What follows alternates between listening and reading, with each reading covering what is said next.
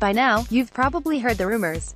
Treyarch's Call of Duty Black Ops 4 won't have a traditional single-player campaign, which is a nice way of saying that the solo player who plays Call of Duty for the story, they indeed do exist, is out of luck. Rumors further indicate that zombies would stand in as a pseudo-story mode, though obviously it will remain the de facto co-op PvE mode that we've all come to love. If that weren't enough, Raven Software is reportedly working on a Battle Royale mode to make up for the lack of a campaign. As much as Call of Duty Black Ops 1 and 2 had decent campaigns that toyed with the idea of mind control, memory manipulation and red herrings, Black Ops 3 went too far. Obviously none of this has been officially confirmed by Activision or Treyarch. Developing a Battle Royale mode isn't surprising. Activision spoke to investment firm Oppenheimer in March and more or less indicated that it would pursue the trend. If the lack of a single-player campaign is true though, and there are points to both support and debunk those rumors, then Call of Duty Black Ops 4 would be the first major title in the series' history to forego it. One could argue that Call of Duty has always been predominantly about multiplayer. Subsequent DLC packs and pre-order bonuses always focus on multiplayer maps. Even new Zombies campaign maps are arguably geared towards the co-op gamer. Regardless, what are the pros and cons of Call of Duty Black Ops 4 possibly not having a single-player campaign? Could Battle Royale really serve as a good substitute for a traditional story? Call of Duty Black Ops has always been a standout title for many fans. It didn't go down the Modern Warfare path of having multiplayer completely broken as with Modern Warfare 3, though it had its share of major issues. Black Ops 2 was the first game to skirt the line of futuristic gameplay while still keeping gameplay firmly on the ground. Even Call of Duty Black Ops 3 wasn't the Titanfall substitute players thought it would be, limiting the booster jump abuse of Call of Duty Advanced Warfare and focusing more on specialist skills and the classic twitchy shooting. However, as much as Call of Duty Black Ops 1 and 2 had decent campaigns that toyed with the idea of mind control, memory manipulation and red herrings, Black Ops 3 went too far. Many solo first-person shooter fans want that kind of experience. They want big set pieces. They want AAA production values, fast action, a variety of guns with great feedback and zany missions. It wasn't the cyborg super soldiers or robotic enemies that really tested fans' patience with the campaign. A virtual frozen forest, rogue AIs, false memories and simulated events except without the nuance or proper mind meddling. It's really saying something when the offshoot Nightmares campaign about two demigods battling for control with zombies thrown in is better. Not by much, mind you.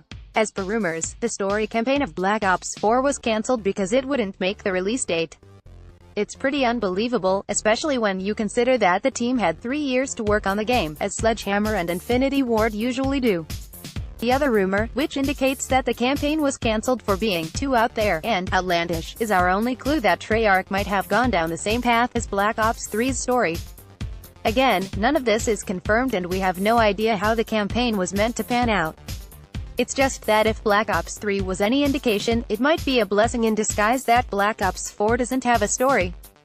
Of course, one could argue that Call of Duty stories have been mostly rubbish since Modern Warfare 2, barring Advanced Warfare and Infinite Warfare, both possessing solid characters and storytelling. This isn't always meant as an insult though. Many solo first-person shooter fans want that kind of experience. They want big set pieces. They want AAA production values, fast action, a variety of guns with great feedback and zany missions.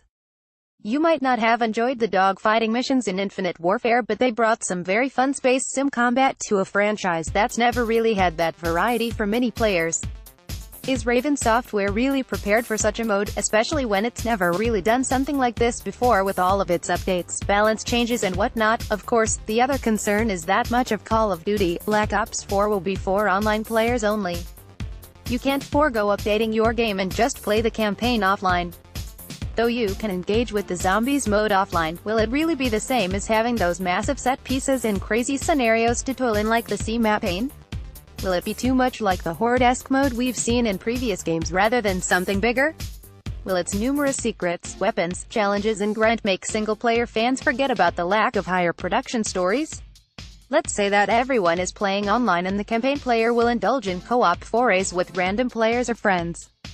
The new Zombies mode could probably be bigger and better than anything before it, if Activision instructing Treyarch to focus on multiplayer and zombies is indeed true.